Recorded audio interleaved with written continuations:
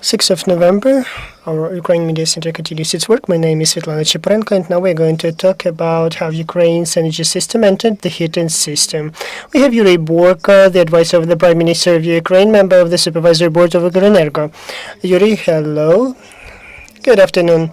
So the heating season has already started all over the Ukraine. Could you please tell us what is the situation in energy system at the beginning of this season? Let's split this question into two. There is an energy system condition, and there are heating enterprises who supply heat for our consumers, and that would be a bit different group of enterprises dealing with this matter. Well, just at the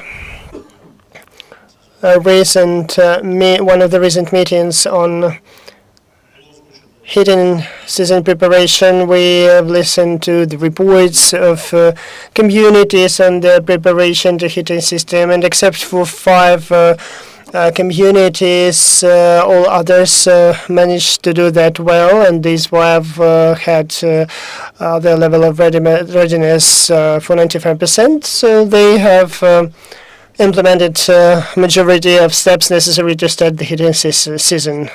When talking about the situation in energy system, well, there were a lot of technical details which may not be interesting to an average consumer.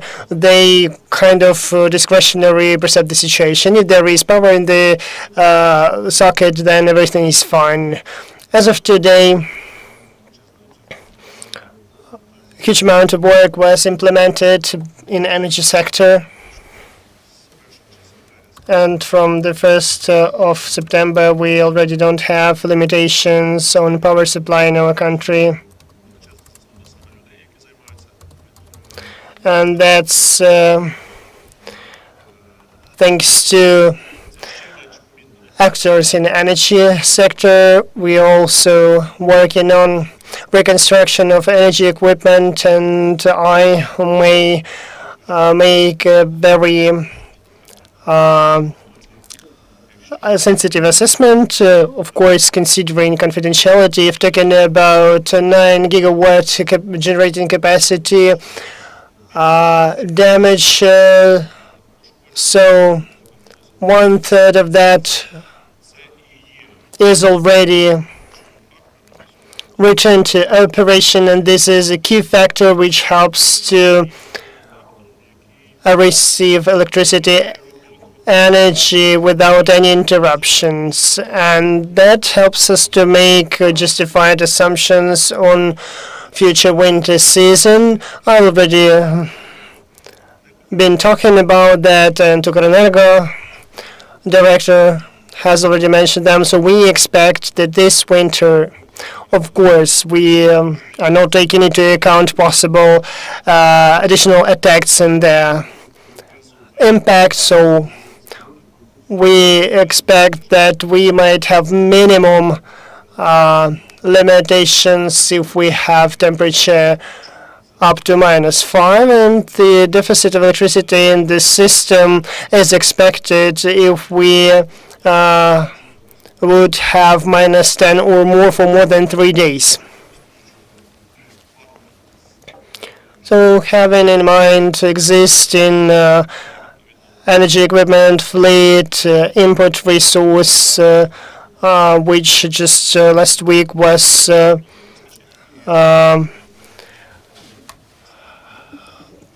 increased to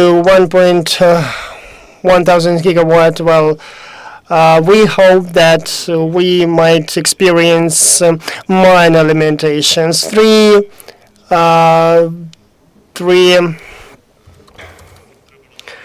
Q's is maximum, but considering the statistics and previous winters, we didn't have much frozy days in winter. Nevertheless, we have to take into account possible deviations. Before the war, our energy system was ready to any temperature regime, but as of today, due to large-scale damages to infrastructure and destroyed equipment, we might face some limitations in power supply this winter. But when talking about assessments based on statistical data, we might say that we have restrained optimism in this regard, and I've mentioned that already, and I'd like to underline that this assessment and our restrained optimism are based on current condition of energy system and on envisaged schedule of repaired equipment return to operation. Well, if talking about attacks and shellings, we might expect that they will continue trying to destroy our energy system.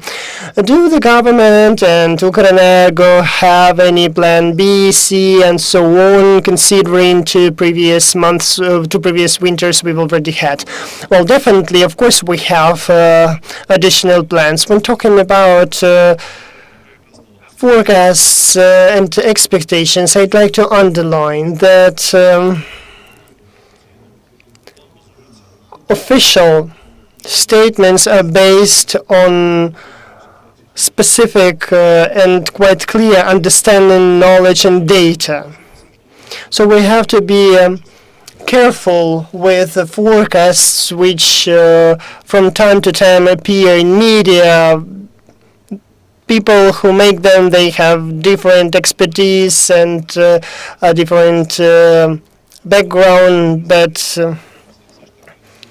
due to a limited access to real data, not too many people know real situations. So I would suggest to take into account forecasts from people who have access to real data, even if these forecasts are without additional specific information. Well, as to Plan B, C, and so on, we had Plan B for last winter, and for this winter, it is, in terms of measures envisaged, is practically the same. Of course, we have spare equipment which may help us to recover possibly damaged equipment and potentially damaged equipment, and also we undertook serious steps in distributed generation direction, and the President and the Prime Minister have under their control such projects on distributed generation. This type of generation will help to ensure better resilience in the system. Of course, we wish everyone to be realistic about outcomes of this work. Of course, we shouldn't believe that it will solve all our problems.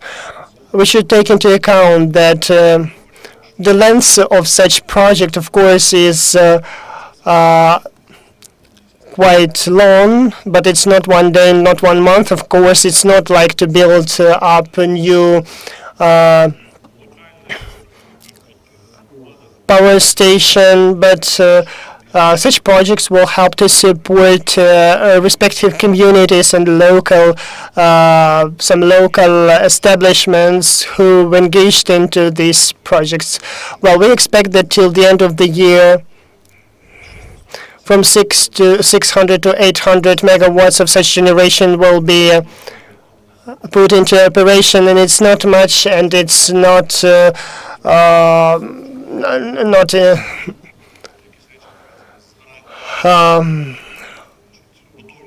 less. It's quite a normal number, and as I mentioned, locally, for those who manage to complete such projects, they will have guaranteed electricity supply. I've already announced my assessment for many times, and I will repeat it once again. I expect the boom of distributed generation will come next year. And such projects will ensure uninterrupted power supply, and these are real and beneficial business projects. So distributed generation, which is going to be put into operation next year, will bring better economical results, but as of today we have what we have, so 600 to 800 megawatts. Well, as to the third factor, and it should be at the first place, of course, that should be focus on the way people deal with their obligations. Of course, as to the frontline areas, people are real heroes. They're those who repair energy system. They are real heroes. I'd like to remind that on the 26th and the 27th of August, Russian Federation launched more than 240 different drones and missiles targeting Ukrainian energy infrastructure, and energy specialists spent 7 days restoring the system. So the aggressor has utilized very serious resource to damage our system, but in 17 days energy specialists have managed to recover power supply to all the consumers. Why do I mention that? Our main resource are people, and repair teams ensure restoration of important energy equipment under challenge. And it's not only electricity, it's also gas supply and water supply units and objects, and they ensure recovery and recovery of such equipment and restoration of supply in the shortest possible time, even despite of that. We already mentioned importation issue. For October, import decreased by 58%. What is the situation in November? Maybe you have numbers already. And what about consumption of electricity? Do we see an increase now? Well, with the temperature, ambient temperature increase, power consumption increases. But it doesn't take place in one time. It comes with some delay, and it looks like the following.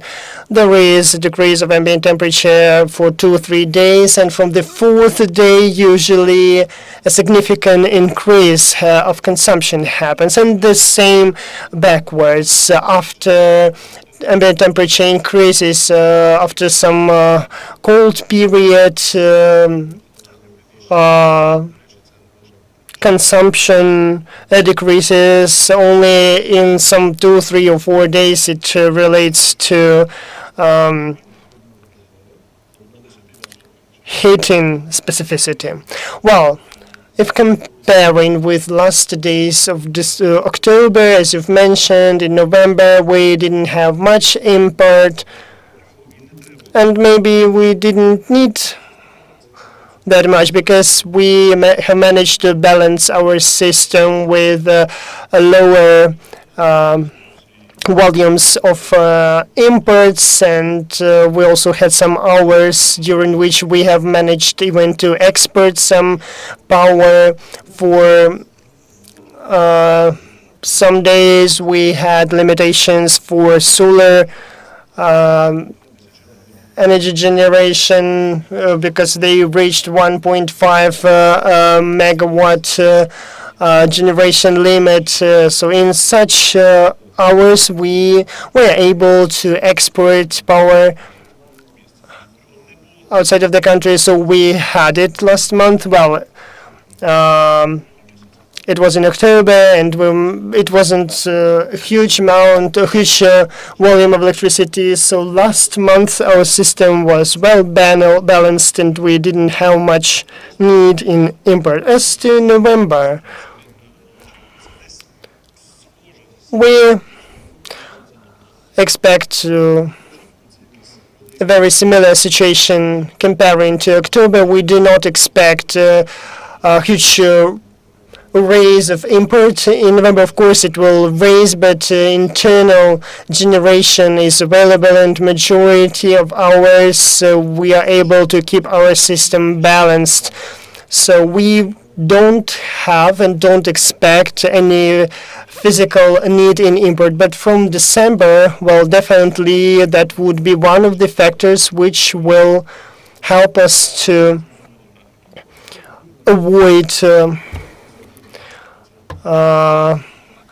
schedules for power outages. And I'd like to remind you that last week there was a decision to increase import capacity to 2,100 megawatts. Well, we know that there is a draft law on critical energy consumption and how it will impact the situation in the market. Well, this draft law is very important. Very briefly, it solves a number of tasks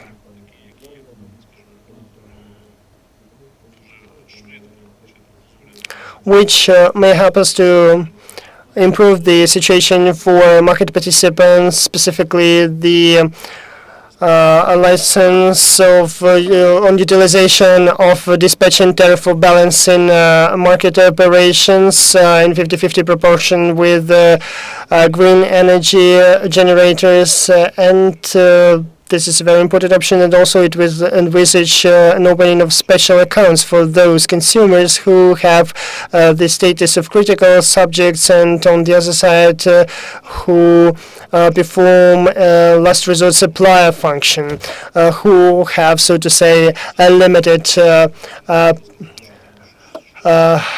paying capacity. Well, it's not something unique or brand new. In our last wholesale market model, it helped us to maintain stability, and we, with this draft law, would return to our previous model for balancing markets. And it's a mandatory requirement to cure the market, but not the only one to solve all the problems. So therefore, the Cabinet Ministers of Ukraine undertook respective actions to develop specific measures for critical subjects. And since state cannot allow them to be disconnected from the grid, specific measures had to be developed in this regard. Well, this draft law will change the situation in the balancing market drastically, and it will help to solve the problems with actions, with specific actions, and will help to attract investments for building new generation units and objects. These smaller generation units very often will be represented in a balancing market, and the fact of timely settlement for their product is important to stimulate them operating more efficiently. Therefore, I would say that such steps would be the best agitation or promotion of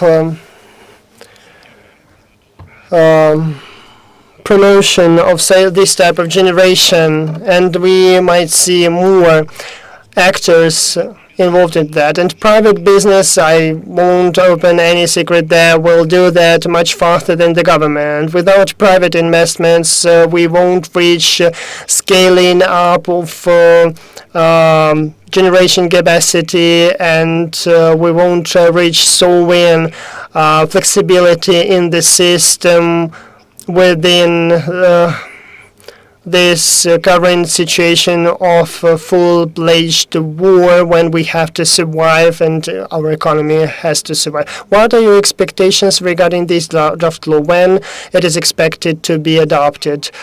Well, I won't share something secret here, but there is a communication with Mr. Harris, head of the committee, and he says that it should happen in the middle of this month, so we expect it to be very soon. Very positive news. Are there any questions from reporters? Do you need translation?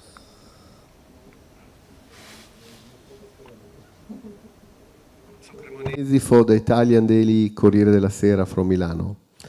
Sir, could you try to give us a bit of figures in proportion? Because if you tell me 2,000 megawatts, to me means nothing if I don't know what does it mean in the Ukrainian system. So I have 2 or 3 questions, 2 or 3 data which I would like to know, because we follow this problem every winter for this is the 3rd winter of war. So first of all, what is the import of Europe? How much are you importing on your national capacity, or how much increased or decreased? But in proportion, if you tell me 200 megawatt, I don't know what does it mean. I cannot read this data. Last year, you had about 50% capacity at one point after all the bombing. How much is it today, the generation? There are 2 data here, the generation of energy and the distribution of energy, which is another question. And third, and then I finished, one of your policy was, of Ukrenergo, was to decentralize the system. So how much of your system today is able to produce locally energy? Because that was your big problem the first winter. The Russians were bombing some central distribution system, and then entire region were blocked. Thank you. Thank you for your questions. In order to understand what share, what proportion will import have in adding up to our capacity, I would name few numbers because only one will not answer your question. Expected maximum of consumption in winter of this year is about 18,000 megawatts.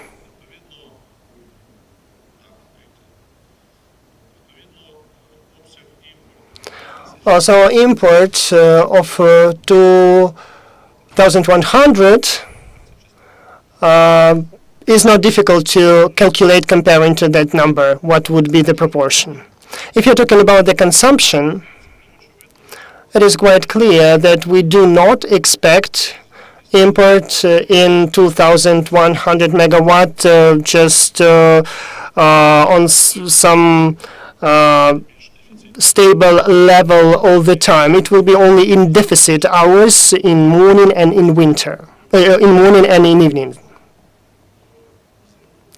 Last year in winter, we had periods when import in the consumption balance had a proportion of approximately 50%. I don't believe that this year this amount will increase much, but it's quite obvious that for cold periods it might get increased by 10-12% from that number that we had last winter. As to the distributed generation and its capacity and its share in our system, well, there are a lot of technical issues, and it is quite difficult to answer that question without going deeper into technical aspects, so it might take too long. Thank you very much for your very relevant question in this regard. But if we are talking about first stage, actually the stage we are at now, this is the work in micro islands. This distributed generation will give power supply to some specific groups of consumers, which will help to operate these distributed generation units in a balanced way. Well, without an additional automatization and integration of these small generation units into the larger system, we cannot talk what is their proportion. We will have to think how to optimize these energy islands with their operation in an overall system. I hope I answered your questions.